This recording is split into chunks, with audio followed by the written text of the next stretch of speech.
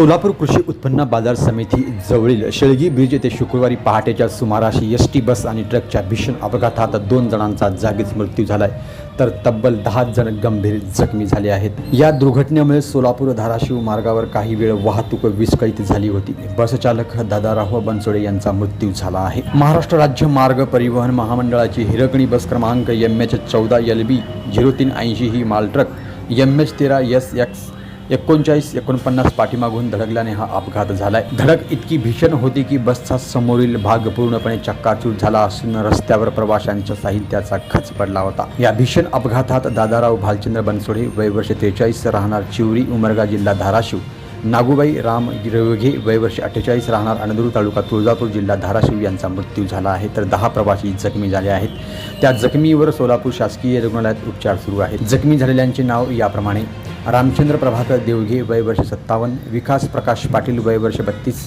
माणिक नागप्पा वायचळ वय 54, रामलिंग ब्रह्मानंद कापसे वय 40, अभिषेक दीपक चव्हाण वय 25, अनिकेत सुभाष राठोड वय 30, अभिजित अरुण चव्हाण वय 44, नागोराव किसू तोडसांग वय 37, अनुराधा अर्जुन चव्हाण वय 60, तुळशीदास मोहन पाचंगे वय वर्ष 49 अशी जखमींची नावे आहेत। पहाटे अपघाताची माहिती मिळताच जुडबावी पेठ पोलीस ठाण्याचे सोलापूर पोलीस आणि फॉरेन्सिक टीमने तातडीने घटनास्थळी दाखल झाली असून तपास सुरू आहे।